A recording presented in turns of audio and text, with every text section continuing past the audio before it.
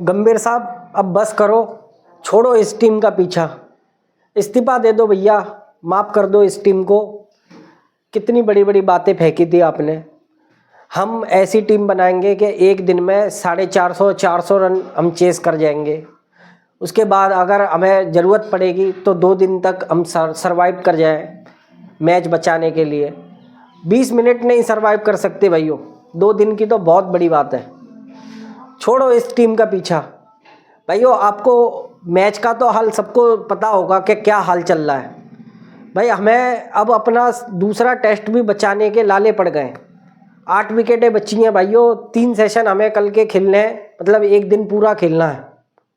आपको लगता है हम साउथ अफ्रीका के सामने ये टीम 3 सेशन खेल जाएगी भाइयों? लेकिन आपको एक बात बताऊं, कल जब चौथा दिन ख़त्म हुआ ना, उसके बाद हमारी तरफ से तो कोई प्रेस कॉन्फ्रेंस क्या ही करेगा यार, और क्या ही सवाल के जवाब दे देगा लोगों के।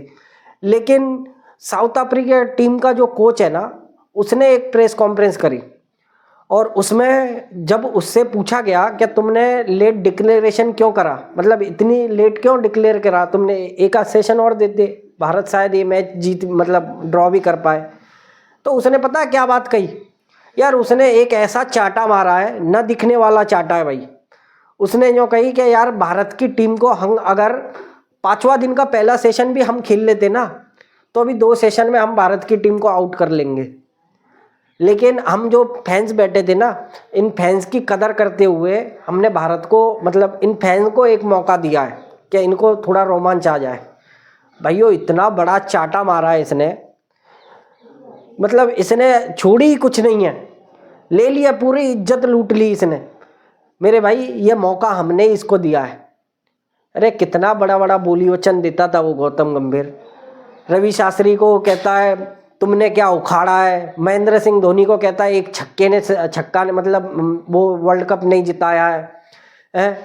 रवि शास्त्री की तो इतनी बड़ी ले रखी थी कि मतलब पूछो ही मत। तुमने कौन सा कभी कोई वर्ल्ड कप नहीं जिताया, कभी कुछ नहीं करा, तुमने कभी अपने लिए कुछ नहीं कर पाए तो दूसरे के लिए क्या करोगे यार? तुमसे बेहतर था। इतने बुरे दिन नहीं थे उस समय, इतने बुरे तुम लेके आ गए हो घर पर यार। दूसरी बार हम वाइट वॉश होने के कगार पर हैं भाई। क्या सोच है यार तुम्हारी? मुझे तो अब तुम पूरे बुद्धू लगते हो, और बुद्धू टाइप के बस बोली वचन पार्टी लगते हो। क्योंकि देखो गलती मैं बेशक मानता हूँ कि आपके हाथ में नहीं है कि सबको बैठ जाकर खुद अपनी बैटिंग कराना, या तुम जाकर उनकी जगह बैटिंग करने लग जाओ। लेकिन एक बात तो समझ में आती है, क्या सिलेक्शन किस बेस पर करते हो? अगर सिलेक्टर गलत है तो तुम जो 11 खिलाते हो वो किस बेस पर खिलाते हो? जो पिच देखते हो किस बेस पर देख के आते हो?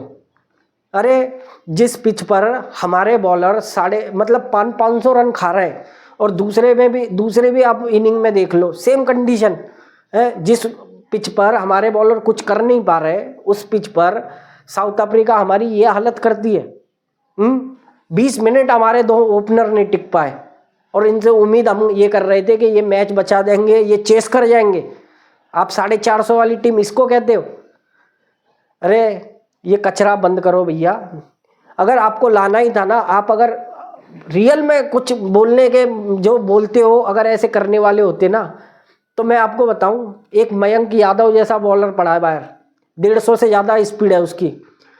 मैं नहीं कहता कि उसके पास अभी अच्छा कंट्रोल है, उस पर काम करते, उसको कोई अच्छी जगह ऐसा काम करवाते उस पर कि वो हमारे आने वाले भविष्य बनता। उमरान मलिक 150 से ज़्यादा था, पता ही नहीं, तो आपने नाम ही ख़त्म करवा दिए ऐसे के। मैं नहीं कहता कि मोहम्मद शमी वगैरह इन सबको आप रिटर्न में वापस लाओ भाई, आज नहीं तो कल इनको रिटायर होना था, हो गया इनका काम। लेकिन आपने नए के नाम पर क्या लाया? हर्षित राणा। क्या क्या निकला उसमें? क्या नतीजा निकला हर्षित राणा को लाकर? क्या नतीजा निकला आपको ये साई सुदर्शन को सिलेक्ट कर कर? अरे डोमेस्टिक में इसने कितने बढ़िया परफॉर्मेंस था इसका। कभी आपने डोमेस्टिक के बेस पे लाए इसको? आप लाए इसको, वहाँ T20 में रन बना के आया। और IPL क्यों नहीं खेले आदमी? क्यों IPL की तैयारी नहीं करे? आप सिलेक्शन तो IPL के बेस पे करते हो, IPL से आप खिलाड़ी लेते हो। डोमेस्टिक में ये लोग इतने बड़े बड़े शतक मार रहे हैं। वो करुण नायर ने करा था, सरफराज खान इतना बढ़िया प्रदर्शन करा, या वो अभिमन्यु ईश्वरम था, उसको आपने एक भी मौका नहीं दिया।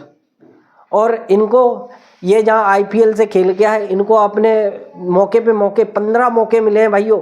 साई सुदर्शन को 15 इनिंग हो गई हैं। अब ये इसमें क्या साबित कर देगा ये तो मैं नहीं कह सकता, लेकिन भाई अगर इनको ही बनाना था तो इनको क्यों नहीं बनाया?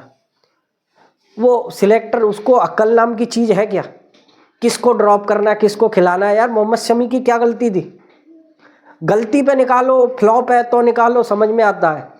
यार अपने आप ही चेतेश्वर पुजारा से लेके आपने सब पूरी लाइन की लाइन रख दी, पूरा रिटायर कर दिया मामला, लेकिन आप पे ढंग की एक टीम नहीं बन पाई। नतीजा क्या है?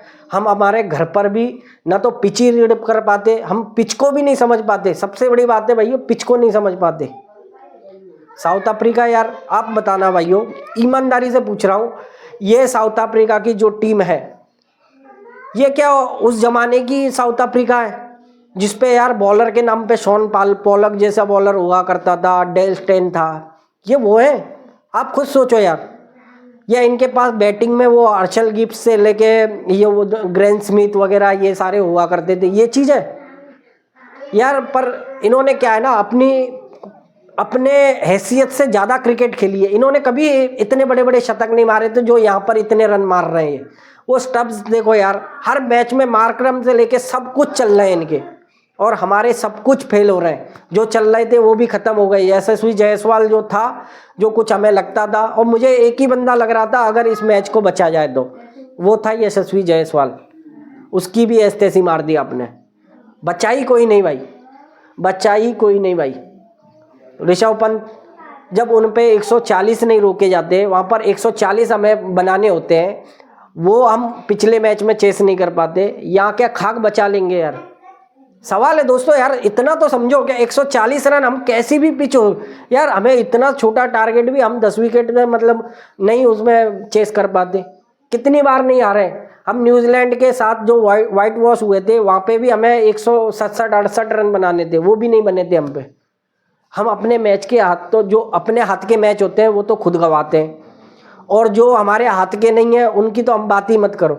और इतना बुरा तो हमें न्यूजीलैंड भी नहीं हरा के गई थी जितना बुरा हमारे साथ इस साउथ अफ्रीका की टीम ने करा है।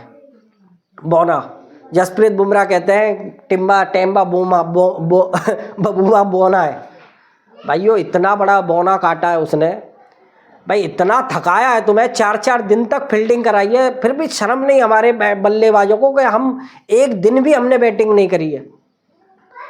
भाई मुझे तो मैच देखते देखते खुद अपने आंखों पर यकीन नहीं हो रहा था यार, इतनी बुरी हालत हमारे बॉलरों की इन्होंने कर दी है। इतनी बुरी हालत हो जाएगी, मतलब यार हम उनके लिए भीख मांग रहे हैं कि आप तुम कब डिक्लेयर करोगे, कब डिक्लेयर करोगे, कब डिक्लेयर करोगे। और वही बात सेम उसके कोच ने आके तुमसे कही है कि हमने भी तुम पे दया करी है तब तुम बचे हो। मतलब हम तुम्हें 2 सेशन में ही ख़त्म कर देते, हम 5वां दिन खिल जाते, लेकिन वो हमें, वो लोग जहाँ बैठे थे ना, या तुम्हारे भावनाओं से मतलब थोड़ा हमें दया सी आ गई, इस वजह से हमने छोड़ दिया। अरे अब तो मान जाओ गंभीर साहब, नहीं है तुम्हारे बस का। तुमने कभी गली क्रिकेट की भी कोचिंग नहीं करी थी। बोली वचन होना और कुछ हाथ से काम करके दिखाना, वो चीज़ में बहुत डिफरेंस होता है। अब तो रवि शास्त्री भी आपके मज़े लेने लगे हैं भाई। अब तो सुधर जाओ, अब तो छोड़ दो भाई। मैं नहीं कहता कि आपने ये जो विराट कोहली वगैरह ये मतलब गए, इसमें तुम्हारा कोई दोष है। अरे बिल्कुल नहीं है आपका भाई, आज नहीं तो कल जाना था उनको, और पूरी जनता भी यही कह रही थी, ऐसी कोई बात नहीं है। परफॉर्मेंस दो या तो इस टीम में रहो, लेकिन जिसको लेके आए हो वो भी इस लायक नहीं है, वो भी इस लायक नहीं है, ये समझो बस। किस बेस पर लाए हो पहले तो उसका वो दो हमें, क्योंकि हम अगर अभिमन्यु ईश्वरम और वो गलत करके जाता, हम मानते हैं कि हाँ भाई आपकी गलती नहीं है, उसकी गलती है। लेकिन अगर साई सुदर्शन गलत करेगा तो हम मानेंगे कि ये आपकी गलती है। आपको क्या लगता है भाइयों, क्या हम इस मैच को बचा भी पाएंगे? क्या हमारे ये 8 खिलाड़ी जो बचे हैं इस मैच को बचा लेंगे? आप मुझे अपनी राय कमेंट करके ज़रूर बताना। लेकिन भाई एक बात तो मैं कहता हूँ, अगर टीम इंडिया की ऐसी ही हालत रही, अब मुझे नहीं लगता कि इससे आगे गौतम गंभीर कंटिन्यू करना चाहिए, या गौतम गंभीर इसके कुछ अलग दिन ला सकते हैं। बिल्कुल नहीं ला सकते भाई, अब तो नई सोच कोई आए और तभी हम इस टीम को बचा पाएंगे। तो मेरी तो भाई यही राय है, बोली वचन बहुत हो गया इनका। अब अपना कोई काम देखो, इस भारतीय टीम को मत झेलो। बस यही कहानी है भाइयों। जय हिंद।